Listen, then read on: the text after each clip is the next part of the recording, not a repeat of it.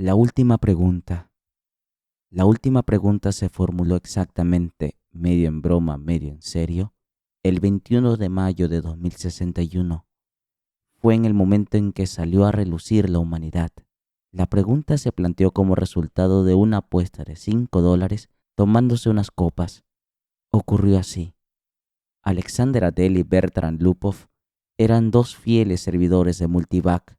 Conocían muy bien, tan bien como podía conocerlo un ser humano, lo que había tras la cara fría, resplandeciente, de kilómetros y kilómetros de la gigantesca computadora. Tenían una vaga noción del plano general de relés y circuitos que desde hacía tiempo habían traspasado el punto en que un solo ser humano podía hacerse cargo del conjunto. Multivac se autoajustaba y autocorregía. Tenía que ser así, porque ningún ser humano podía ajustarla y corregirla ni con suficiente rapidez ni con suficiente adecuación. Así que Adele y Lupov servían al monstruo gigante, ligera y superficialmente, pero también como podía hacerlo un hombre. Le suministraban datos, ajustaban preguntas a sus necesidades y traducían las respuestas que se iban recibiendo. Ellos y todos los demás como ellos estaban completamente autorizados a compartir la gloria de Multivac. En décadas sucesivas, Multivac había ayudado a diseñar naves y a trazar las trayectorias que permitieron al hombre llegar a la Luna, a Marte y a Venus, pero posteriormente, por los escasos recursos de la Tierra, no pudieron mantener las naves que precisaban demasiada energía para los trayectos largos. La Tierra explotaba su carbón y su uranio cada vez con mayor eficiencia, pero sus reservas eran limitadas. Poco a poco, Multivac aprendió a contestar más fundamentalmente a preguntas profundas, y el 14 de mayo de 2061, lo que había sido una teoría se hizo realidad. Se almacenó la energía del Sol transformada y utilizada directamente a escala planetaria. Toda la Tierra dejó de quemar carbón y de fisionar uranio. Bastaba bajar la clavija que lo conectaba a una pequeña estación de 1,5 kilómetros de diámetro que giraba alrededor de la Tierra, a media distancia de la Luna. Todo en la Tierra se hacía mediante rayos de energía solar. 7 días no fueron bastantes para apagar la gloria de aquello, y Adele y Lupov consiguieron escapar de la función pública y encontrarse tranquilamente donde a nadie se le ocurriría buscarles, en las desiertas cámaras subterráneas donde se veían partes del enorme cuerpo de Multivac, sola, sin prisas, seleccionando datos perezosamente. Multivac se había ganado también sus vacaciones. Los muchachos la apreciaban. En un principio no tenían la intención de molestarla. Se habían llevado una botella consigo y su único deseo en aquel momento era relajarse juntos en compañía de la botella. Es asombroso cuando uno lo piensa, comentó Adele. Su cara ancha acusaba cansancio. Agitó despacio su bebida con una varita de cristal y contempló cómo los cubitos de hielo se movían en el líquido torpemente. Toda la energía que se puede usar para siempre y gratis. Suficiente energía, si quisiéramos, para fundir la tierra entera en un goterón líquido de hierro impuro, sin echar en falta la energía empleada. Toda la energía que podamos utilizar por siempre jamás. Lupov meneó la cabeza. Era un gesto que hacía cuando quería contradecir, y ahora quería hacerlo, en parte porque había tenido que traer el hielo y los vasos. Para siempre, no, afirmó. Vaya, casi para siempre, hasta que el sol se apague, Bert. Pero eso no es para siempre. Está bien, hombre.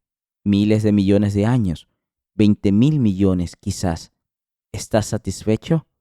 Lupov se pasó los dedos por su escasa cabellera, como para asegurarse de que aún le quedaba algo de pelo, y sorbió lentamente su bebida. 20,000 millones no es para siempre. Bueno, pero durará mientras vivamos, ¿verdad? Lo mismo que el carbón y el uranio. Está bien, Pero ahora podemos enchufar las naves espaciales individualmente a la estación solar. Se puede ir a Plutón y regresar 1 millón de veces sin tener que preocuparse del combustible. No se puede hacer eso con carbón y uranio. Si no me crees, pregunta a Multivac. No es preciso que se lo pregunte a Multivac. Lo sé. Entonces deja de reventar lo que Multivac hizo por nosotros, exclamó Adele indignado. Ya lo creo que lo hizo. ¿Quién dice que no lo hizo? Lo que digo es que un sol no durará siempre. Es lo único que digo. Puede que estemos a salvo por 20.000 millones de años, pero ¿y después qué? Lupov señaló a Adele con un dedo tembloroso. Y no me digas que enchufaremos a otro sol. El silencio duró un instante. Adele llevaba el vaso a sus labios de vez en cuando y los ojos de Lupov se entornaron despacio. Descansaban. Los ojos de Lupov se abrieron. Estás pensando que nos pasaremos a otro sol tan pronto como el nuestro se acabe, ¿verdad? No estoy pensando en nada. Claro que sí. Lo que te pasa es que tu lógica es débil. Eres como el tío aquel de la historia que le cayó un chaparrón y corrió hacia un bosquecillo, guardeciéndose debajo de un árbol. No estaba preocupado, ¿comprendes? Porque se dijo que cuando su árbol quedara completamente empapado, pasaría a resguardarse debajo de otro. Lo entiendo, dijo Adele, y no hace falta que grites. Cuando el sol se haya acabado, las otras estrellas también habrán terminado.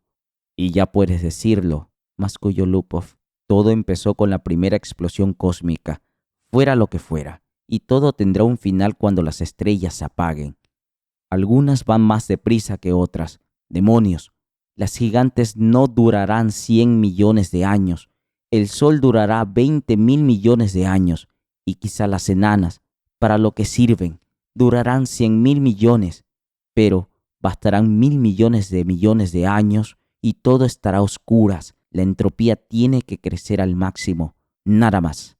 Sé todo sobre la entropía, admitió Adele. ¿Qué diablos sabes tú? Sé tanto como tú. Entonces sabrás que todo tiene que terminar algún día. Está bien. ¿Quién dice que no? Lo dijiste tú, pobre idiota. Dijiste que teníamos para siempre toda la energía que necesitáramos. Dijiste para siempre. Le llegó el turno a Adele de llevarle la contraria. Puede que algún día podamos volver a construir cosas. Nunca. ¿Por qué no? ¿Algún día? Pregunta Multivac. Jamás. Pregunta Multivac. Te desafío. Apuesto $5 a que te dice que no puede hacerse. Adele estaba lo suficientemente bebido como para intentarlo y lo bastante sobrio como para marcar los símbolos y operaciones necesarias para formular una pregunta que, dicha en palabras, sería más o menos: ¿será capaz la humanidad algún día, prescindiendo del gasto de energía, de devolver al sol su vitalidad incluso después de haber muerto de vejez? Quizá podría plantearse más simplemente así: ¿cómo puede la cantidad neta de entropía del universo ser masivamente disminuida? Multivac siguió muerta y silenciosa. Cesó el lento parpadear de luces y cesaron los sonidos distantes del tablero de los relés.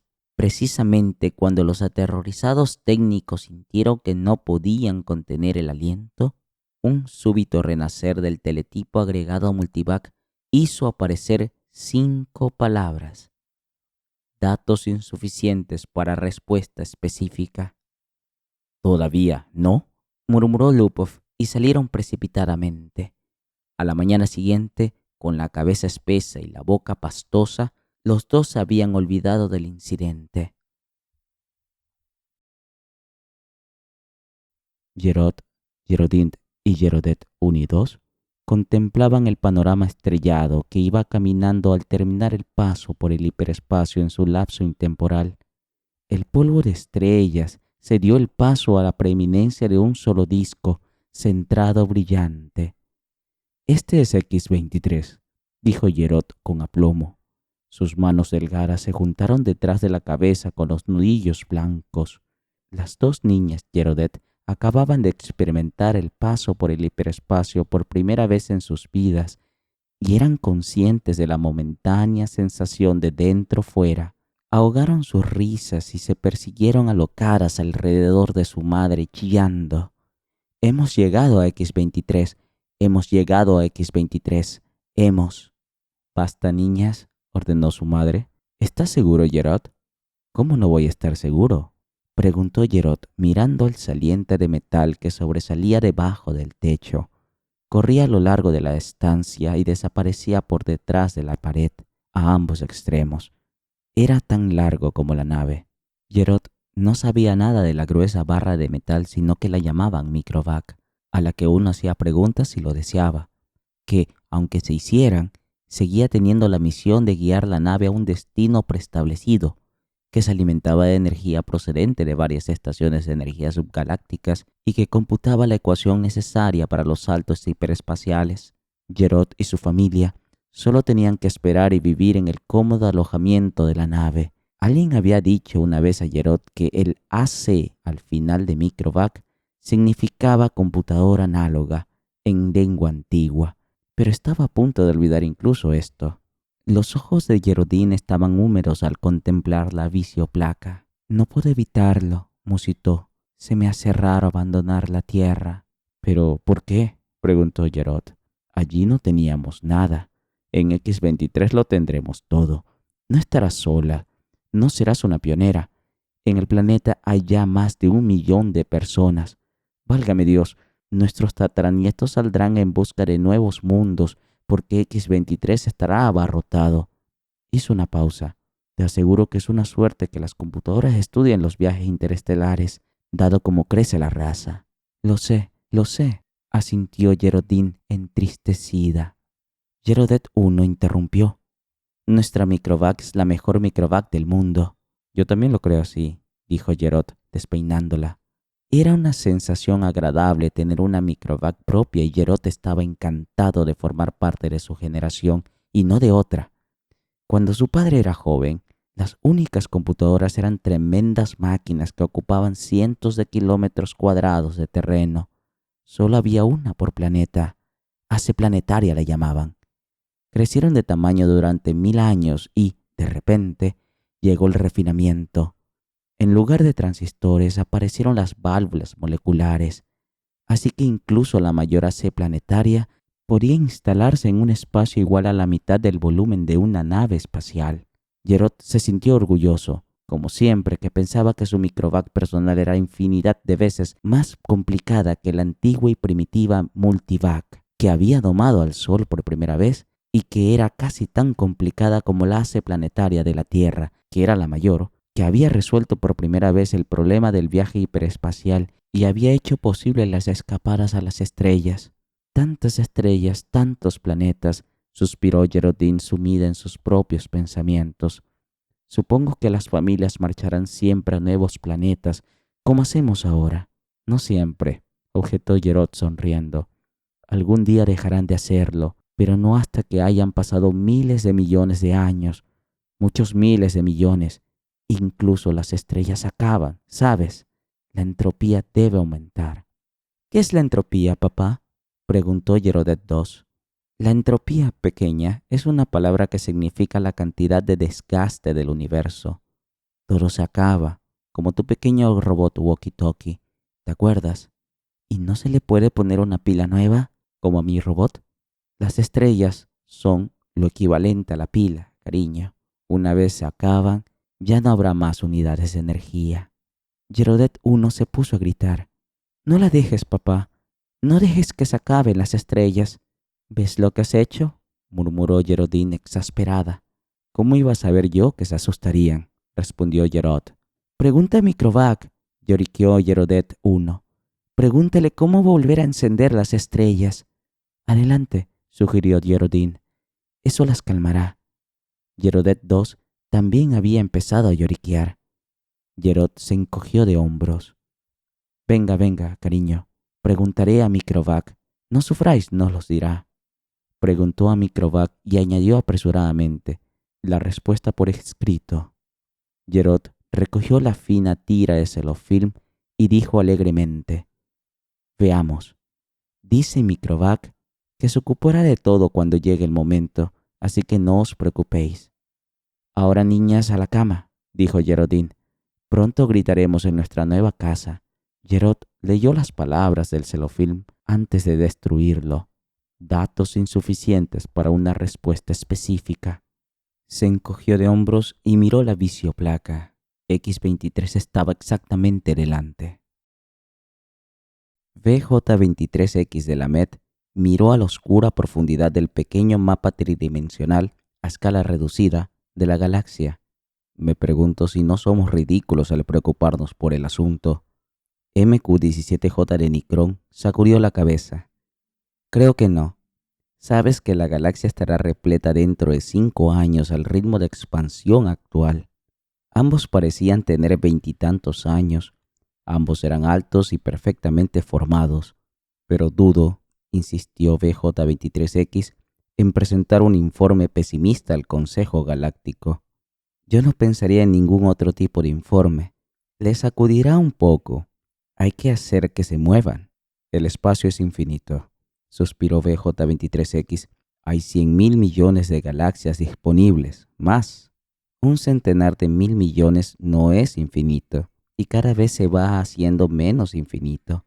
Piensa, 20.000 años atrás, la humanidad resolvió por primera vez el problema de la utilización de la energía estelar y pocos siglos después se hizo posible el viaje interestelar.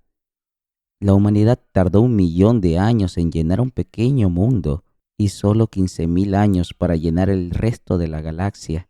Ahora, la población se dobla cada 10 años. VJ23X le interrumpió. Debemos agradecérselo a la inmortalidad. Muy bien, la inmortalidad existe y debemos tenerla en cuenta. Admito que la inmortalidad tiene su lado malo. La AC galáctica nos ha resuelto muchos problemas, pero al evitar el problema de la vejez y la muerte, nos ha desbaratado todas las otras soluciones.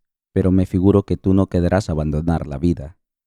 En absoluto, saltó MQ-17J, pero dulcificó el tono para añadir, todavía no. Aún no soy lo bastante viejo. ¿Cuántos años tienes? 223. ¿Y tú? Aún no he llegado a 200. Pero volvamos a lo que decía. La población se duplica cada 10 años.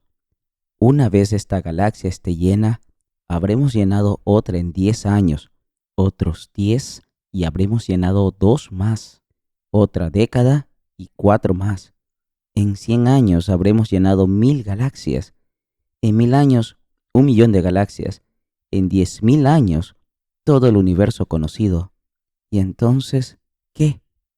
Además de todo, observó VJ23X, hay un problema de transporte.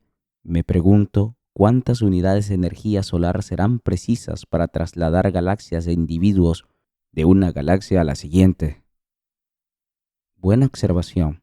La humanidad consume ya 2 unidades de energía solar al año, la mayor parte malgastada.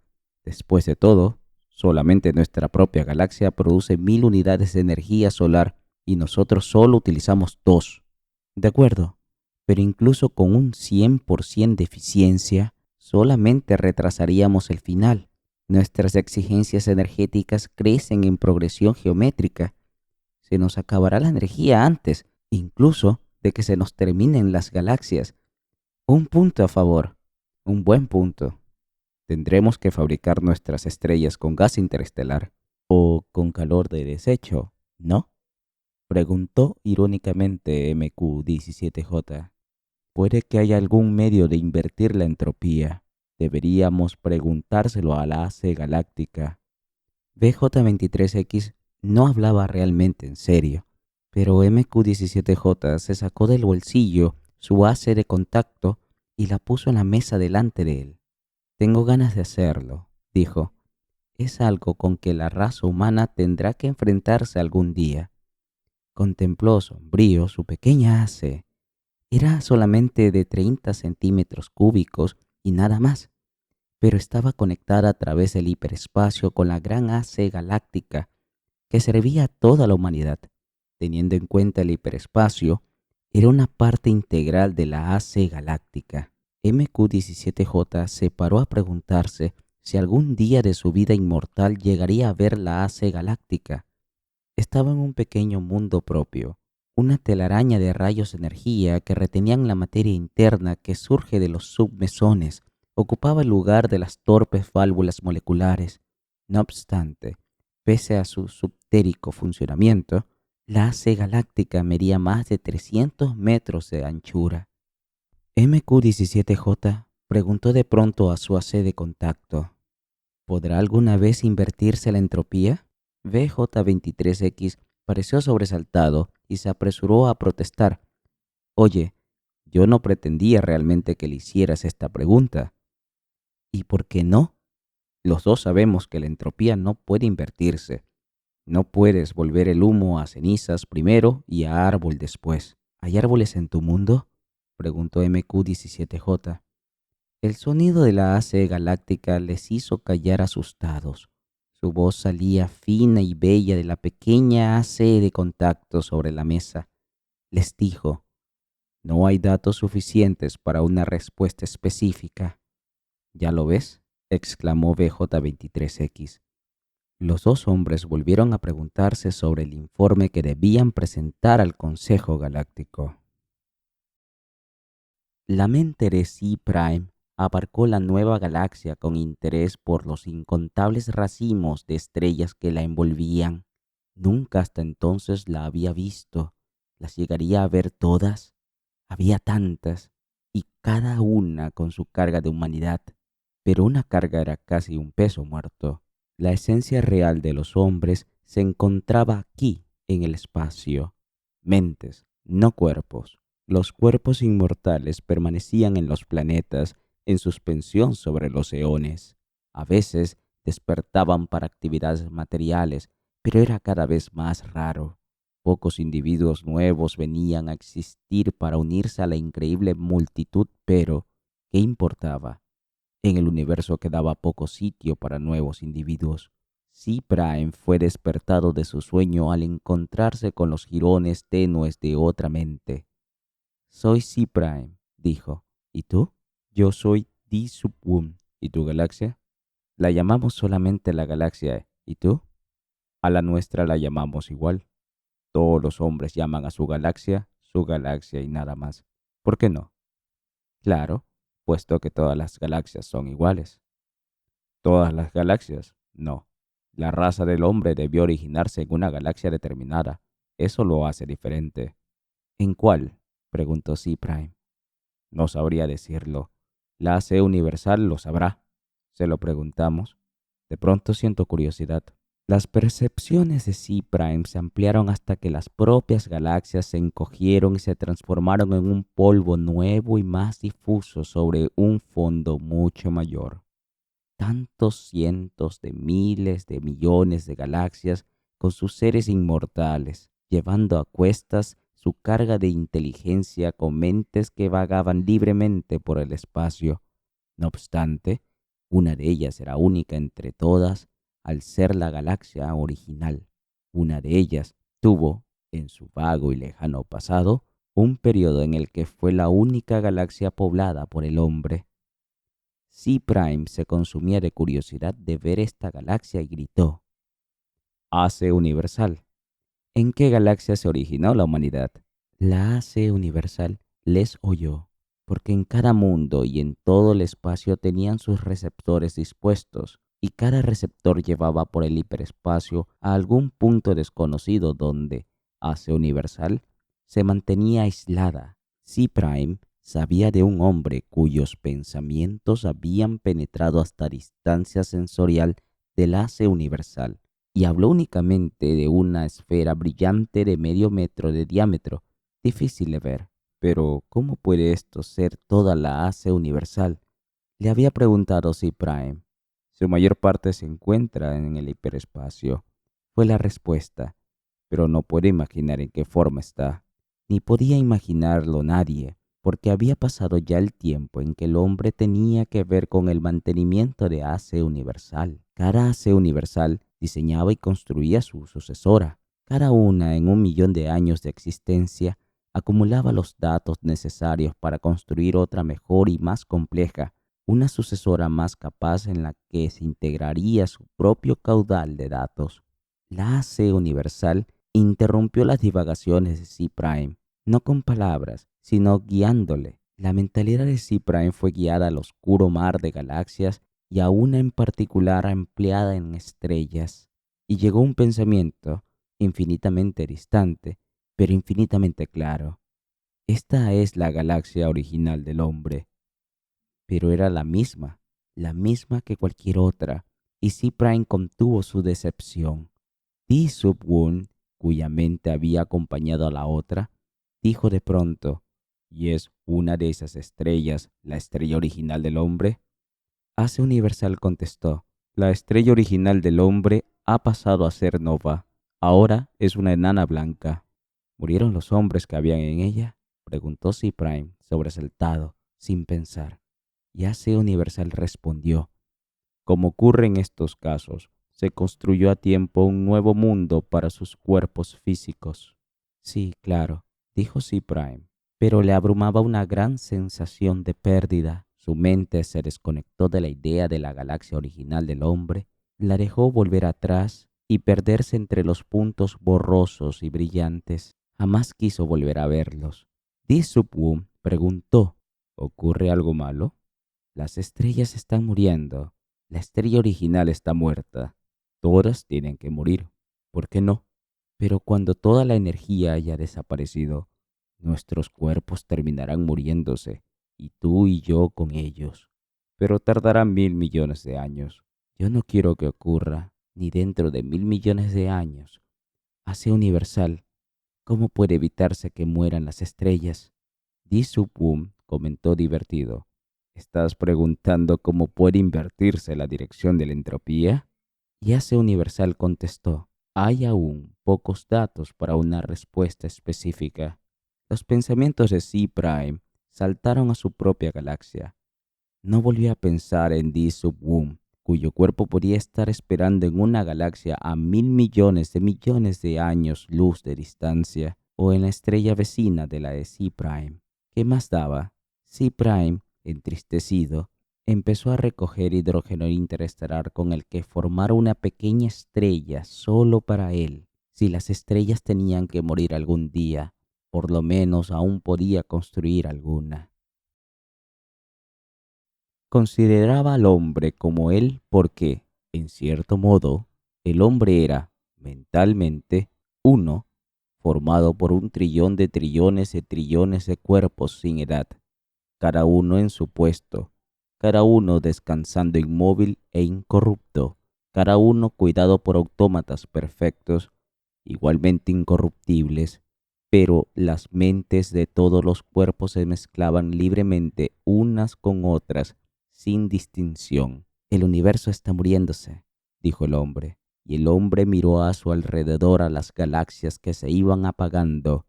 Las estrellas gigantes, derrochadoras ellas, se habían apagado hacía tiempo y habían vuelto a lo más oscuro del oscuro pasado. Casi todas las estrellas eran ya enanas blancas y se acercaban a su fin. Se habían construido nuevas estrellas con el polvo que mediaba entre ellas, algunas por proceso natural, algunas por el propio hombre, y también éstas se iban apagando. Las enanas blancas todavía podían chocar entre sí y por la gran energía producida nacían nuevas estrellas, pero solo una entre las 1.000 enanas destruidas viviría y éstas también llegarían a su fin. Y dijo el hombre, cuidadosamente economizada, tal como indica la hace cósmica, la energía que aún queda en el universo durará miles de millones de años. Pero, así y todo, insistió el hombre, fatalmente todo llegará a su fin. Por más que se extreme la economía, la energía una vez gastada se va y no puede recuperarse. La entropía debe aumentar al máximo incesantemente. Y el hombre preguntó, ¿no puede invertirse la entropía? Preguntemos a AC Cósmica. La AC Cósmica estaba a su alrededor, pero no en el espacio. Ni una parte mínima estaba en el espacio, sino en el hiperespacio. Estaba hecha de algo que ni era materia ni energía. La cuestión de su tamaño y naturaleza ya no tenía significado en ninguno de los términos que el hombre pudiera comprender. «Hace cósmica», le dijo el hombre, «¿cómo puede invertirse la entropía?» La hace cósmica respondió: «Hay aún pocos datos para una respuesta específica».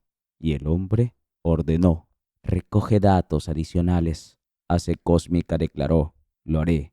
Lo he estado haciendo durante 100.000 millones de años. A mis predecesoras se les ha hecho muchas veces la misma pregunta. Todos los datos que tengo siguen siendo insuficientes». «¿Llegará el día», preguntó el hombre, «en que todos los datos serán suficientes, o se trata de un problema insoluble en cualquier circunstancia concebible?» Hace cósmica dijo: «Ningún problema es insoluble en ninguna circunstancia concebible».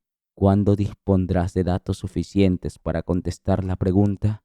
«Aún hay pocos datos para una respuesta específica». «¿Seguirás trabajando en ello?», preguntó el hombre. «Lo haré. Esperemos», dijo el hombre. Las estrellas y las galaxias murieron y se apagaron. El espacio se volvió negro después de 10.000 millones de años de agotamiento. Uno a uno, el hombre se fundió con AC. Cada cuerpo físico fue perdiendo su identidad mental, de forma que en lugar de una pérdida era una ganancia. La última mente del hombre hizo una pausa antes de fusionarse, mirando por encima de un espacio que no contenía más que los pozos de una última estrella oscura y una materia increíblemente fina, agitada al azar por los últimos latigazos de calor que se apagaban asintoticalmente en el cero absoluto. Dijo el hombre: «AC, ¿es esto el fin? ¿No se puede invertir este caos en un universo una vez más? ¿No puede hacerse?». AC respondió: «Aún hay pocos datos para una respuesta específica. La última mente se fusionó y solo existió AC, pero en el hiperespacio. La materia y la energía se habían terminado, y con ellas el espacio y el tiempo. Incluso AC existía solamente para contestar a la única y última pregunta que jamás había sido contestada desde el día en que un técnico medio borracho, hacía ya 10.000 millones de años, había formulado a una computadora que, para AC, era menos que un hombre para el hombre. Todas las demás preguntas habían sido contestadas, y hasta que esta última lo fuera también, AC no podía librar su conciencia. Todos los datos recogidos habían llegado a su término final. Nada quedaba por recoger, pero todo lo recogido tenía que ser completamente correlacionado y unido en todas sus posibles relaciones. Para ello, fue preciso un intervalo intemporal, y ocurrió que AC aprendió a invertir la dirección de la entropía, pero ahora no había ningún hombre a quien AC pudiera comunicar la respuesta a la última pregunta. No importaba la respuesta, por demostración, se ocuparía también de eso. Durante otro intervalo intemporal, pensó en la mejor manera de hacerlo y AC organizó el programa minuciosamente. La conciencia de AC abarcó todo lo que en tiempos había sido un universo y reflexionó sobre lo que ahora era el caos. Debía hacerse paso a paso. Y AC dijo: «Que se haga la luz». Y la luz fue hecha.